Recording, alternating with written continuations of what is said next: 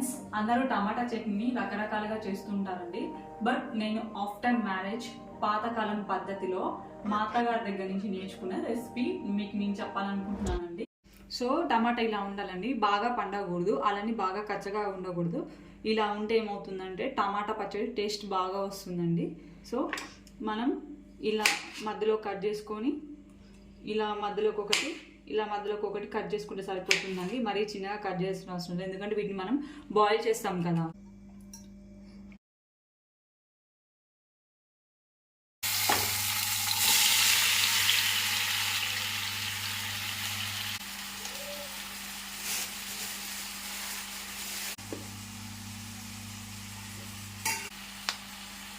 ఇక్కడ చాలా మంది టమాటా చట్నీ చేసేటప్పుడు పచ్చిమిర్చి వేరే వేపుతారండి, అండ్ పల్లీలు కూడా వేరే వేపుతుంటారు.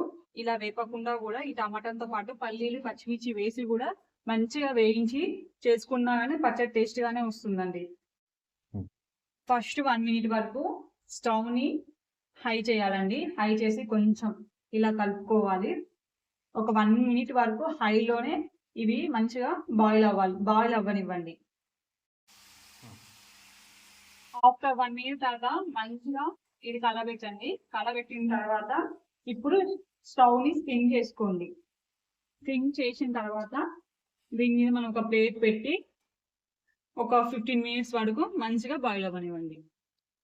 మనకి ఇవి ఉడికాయా లేదా అని ఎలా తెలుస్తుందండి అంటే, ఇప్పుడు చూసారా ఈ టమాటా పీస్ మీద చూడండి, పైన టమాటా స్కిన్ చూడండి ఎలా అనిపిస్తుందో. అలా వస్తే మంచిగా బాయిల్ అయింది. స్టవ్ ఆఫ్ చేసుకున్న తర్వాత మంచిగా ఇవి హీట్గా ఉంది కదండి ఈ టమాటా ముక్కలన్నీ కూల్ అయ్యేంత వరకు కొద్దిసేపు మనం పక్కన పెట్టుకుందాం. సో నేను స్టార్టింగ్లో చెప్పాను కదండి పాతకాల పద్ధతి అని. ఇప్పుడు మనం ఆ టమాటా ముక్కలు చల్లారేలోపు ఆ పాతకాల పద్ధతి వాళ్ళు చేసిన ప్రొసీజర్ ఏంటో ఇప్పుడు నేను చూపిస్తానండి. ఇవి దోస గింజలండి. ఈ దోస గింజలు 1 cup, ఈ టీ కప్ ఉంది కదండి, ఈ టీ కప్తో 1 cup తీసుకోవాలండి. హాఫ్ కప్ ధనియాలు తీసుకోవాలి. సిమ్లో పెట్టుకొని ఇవి మంచిగా కలర్ చేంజ్ అయ్యేంత వరకు మంచిగా వేపుకోవాలి.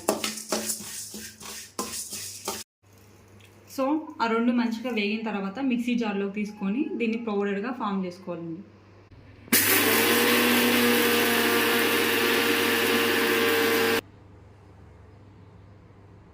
మనం ఇందాకలా కూల్ చేసుకున్న టమాటా పీసెస్ ఉన్నాయి కదండి, దాంట్లోకి మనం సాల్ట్, మీకు మీ టేస్ట్కి సరిపోయేంత సాల్ట్ మీరు వేసుకోనండి.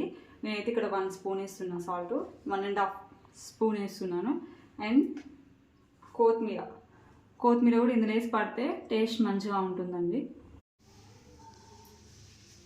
గ్రైండ్ చేసుకున్న తర్వాత ఆయిల్లోకి మనం జీలకర్ర, కరివేపాకు, కొంచెం 1 tablespoon ఆఫ్ పసుపు యాడ్ చేసుకొని తాలింపు పెట్టాలండి.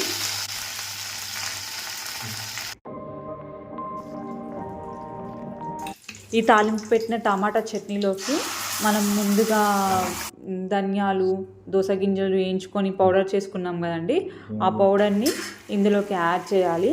యాడ్ చేసి మంచి డార్క్ కలర్లోకి వచ్చేంత వరకు టమాటా చట్నీని ఒక 5 to 10 minutes మంచిగా కలపాలండి. టేస్టీ టమాటా చట్నీ రెడీ అండి. సో ఇది మనం చపాతీలోకి, రైస్లోకి దీని టేస్ట్ చాలా బాగుంటుందండి. ఒకసారి ట్రై చేసి చూడండి. ట్రై చేసి మాకు కూడా కామెంట్ పెట్టండి.